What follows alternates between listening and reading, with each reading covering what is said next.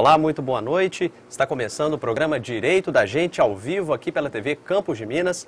Eu sou Leonardo Patrus e a partir de agora nós estaremos juntos aqui no nosso programa, que era dirigido pela jornalista Caroline Diamante, que por motivos profissionais teve que retornar à sua cidade natal, Belo Horizonte, a qual eu deixo aqui um abraço e ela dirigia de uma forma brilhante. Forte abraço a Caroline e sucesso. E no programa de hoje nós recebemos o promotor de justiça, Dr. Antônio de Mello. Mais uma vez, é um prazer recebê-lo aqui, Dr. Antônio.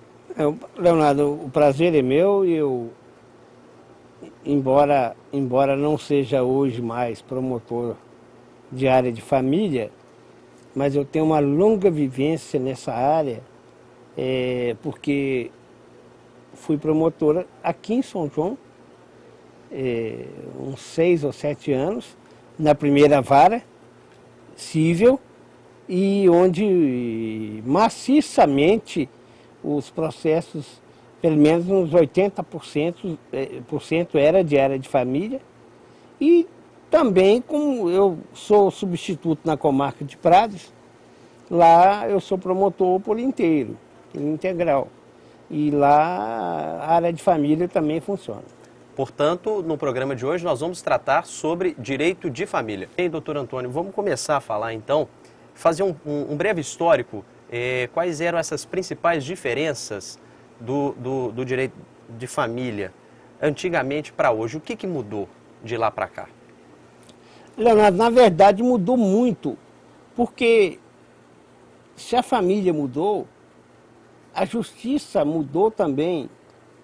E eu tenho para mim, pessoalmente, com todo respeito a outras opiniões, que mudou para pior. Porque a gente tinha uma família muito mais bem assentada, muito mais respeitada. Depois, a gente entra numa fase de modernidade, onde o direito teve que acompanhar os fatos, e o direito acompanha os fatos.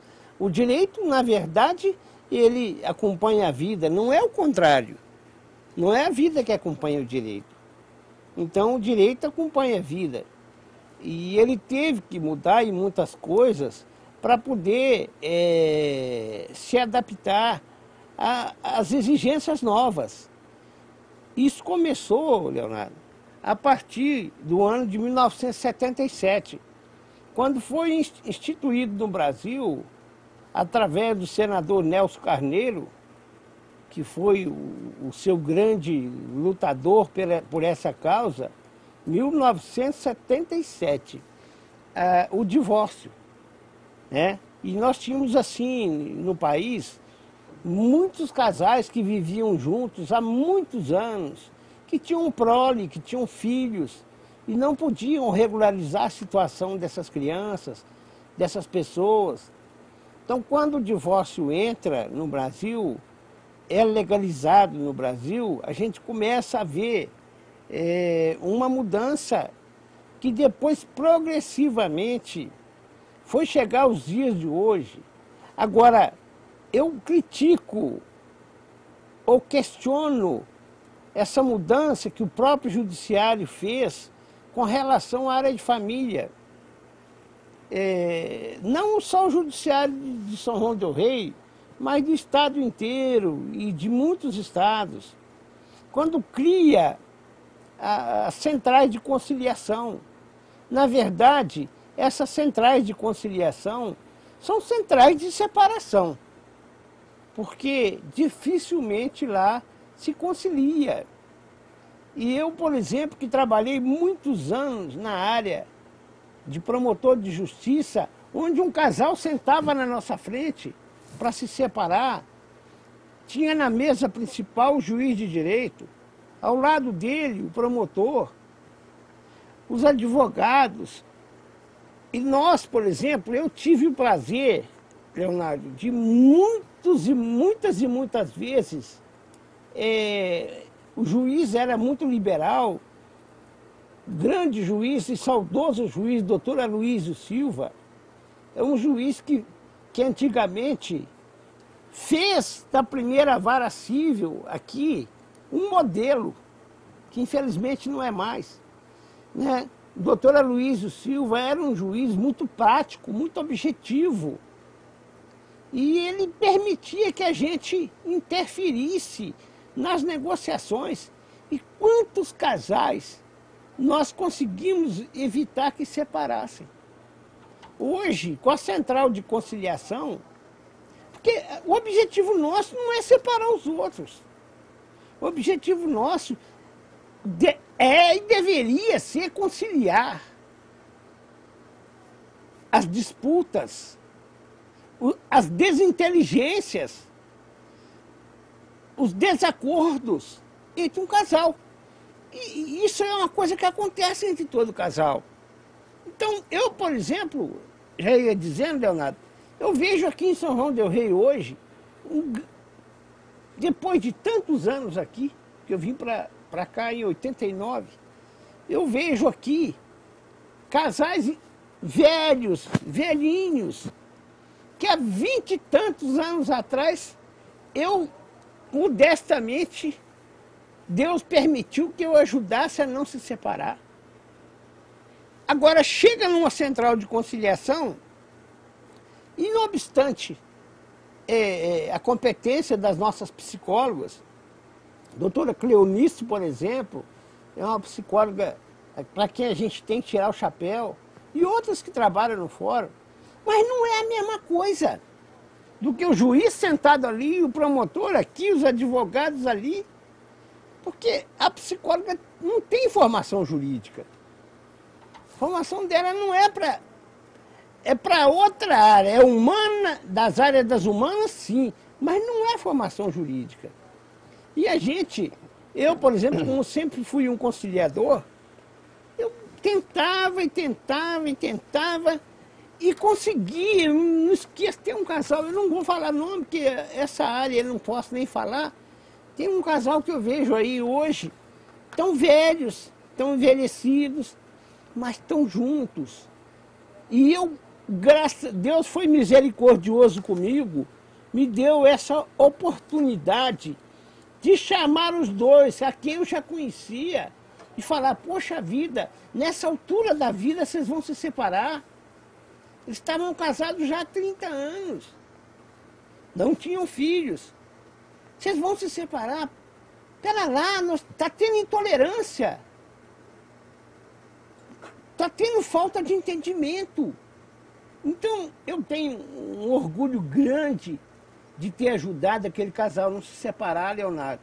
E hoje, infelizmente, o promotor de justiça e o juiz de direito não participam mais da central de conciliação. Eles simplesmente assinam.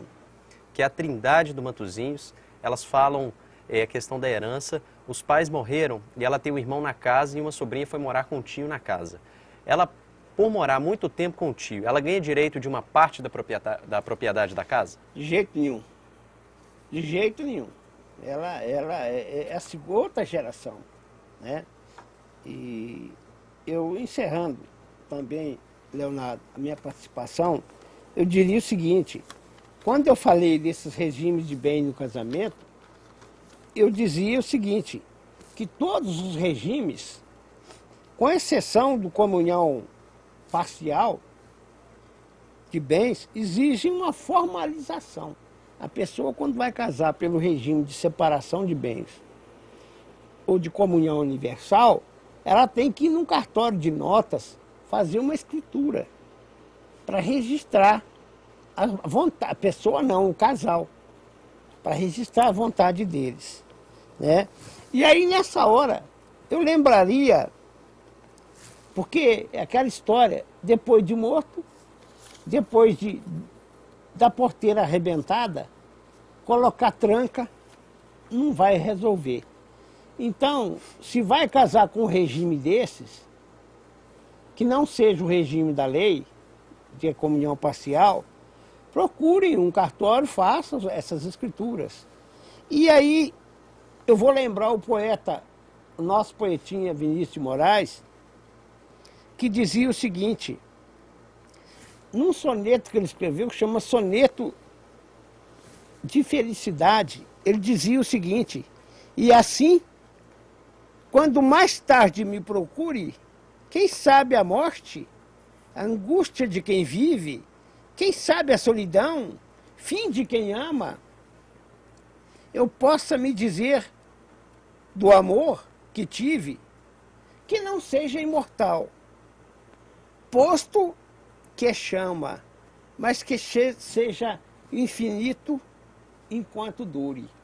E é isso que a gente pede no casamento, né? Enquanto dure. Imortal é impossível, porque ele chama, o amor é chama. Mas que ele seja infinito enquanto dure. Tomara que todos sigam esse pensamento, né, doutor Antônio? É isso aí mesmo. Mais uma vez, nós agradecemos a sua participação aqui no nosso programa.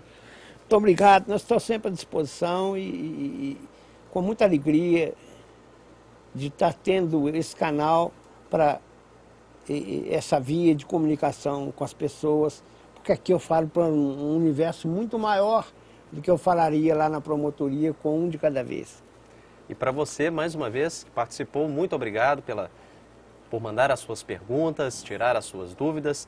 E para aqueles que, infelizmente, o nosso tempo é curto, mas numa próxima oportunidade nós vamos voltar a tratar sobre esse assunto. Muito obrigado e até um próximo programa. Se Deus quiser, uma ótima noite para você.